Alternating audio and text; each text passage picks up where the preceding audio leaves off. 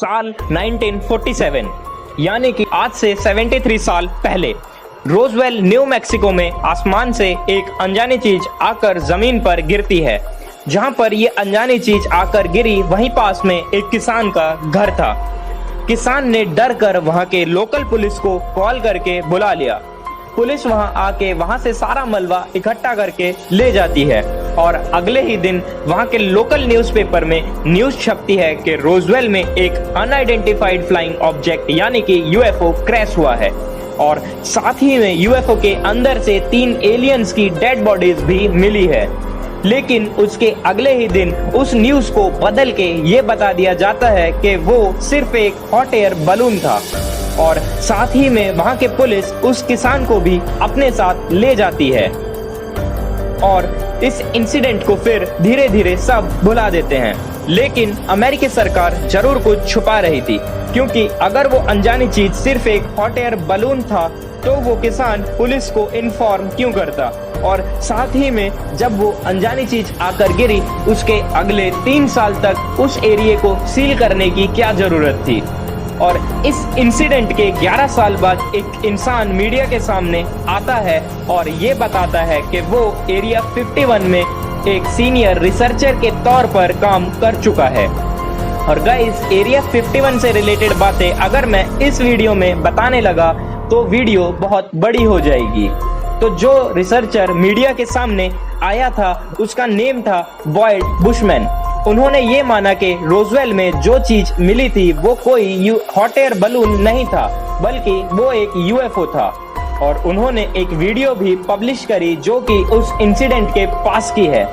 उस समय camera quality खराब होने के कारण वीडियो साफ नहीं आई और इस वीडियो के आने के बाद बॉयड बुशमैन भी लापता हो जाते हैं और उनकी फैमिली को जब पूछा जाता है तो उनकी फैमिली ये बताती है कि जिस दिन वो मीडिया के सामने इंफॉर्मेशन देके घर लौटे उसके अगले ही दिन पुलिस आके उन्हें उनके घर से लेकर चली गई और आज तक बॉयड बुशमैन के बारे में कुछ भी इंफॉर्मेशन नहीं मिली है।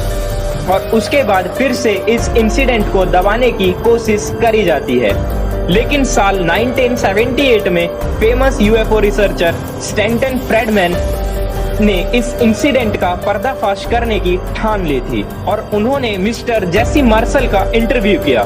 मिस्टर जेसी मार्शल वही पुलिस वाले थे जिन्हें उस किसान ने बुलाया था और जेसी मार्शल ने उन्हें उस इंटरव्यू में ये बताया कि रोजवेल में मिला मलबा किसी हॉट एयर बलून का नहीं था, क्योंकि उस मलबे को गवर्नमेंट को सौंपने से पहले 3 दिन तक उस मलबे को उन्होंने अपने घर पर रखा था और साथ ही में वहां मिली डेड बॉडीज को भी उन्होंने अपने गोडाउन में रखा था।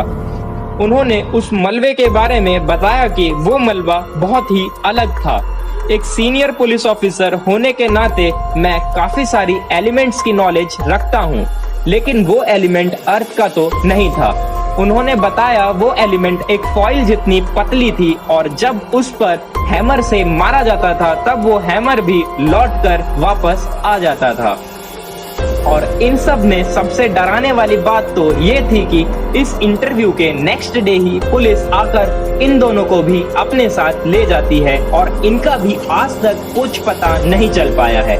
मतलब कि जो कोई भी इस इंसिडेंट से रिलेटेड कुछ भी बोलता था वहां की गवर्नमेंट उसे अरेस्ट करवा देती थी।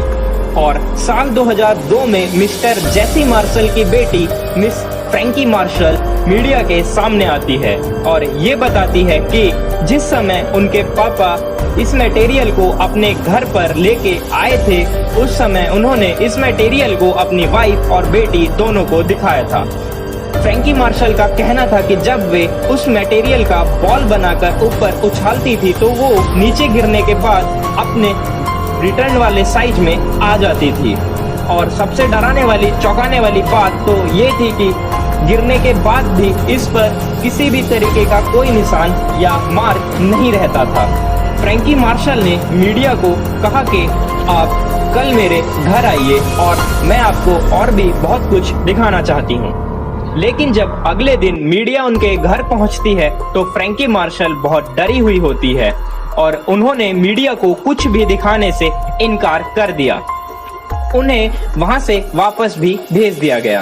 साल 2016 में यूएस इलेक्शन के टाइम पर हिलेरी क्लिंटन ने कहा था कि अगर मैं इलेक्शन जीत जाती हूं तो मैं रोजवेल इंसिडेंट और एरिया 51 से रिलेटेड सारी इंफॉर्मेशन पब्लिकली रिलीज करवा दूंगी। लेकिन वो इलेक्शन हार जाती हैं और उसी के साथ ये इंसिडेंट भी मिस्ट्री बन के रह जाती है। लेकिन गाइस, कुछ भी हो, यूएस गवर्नमेंट रोजवेल से रिलेटेड बहुत सारी इंफॉर्मेशन छुपा रही थी।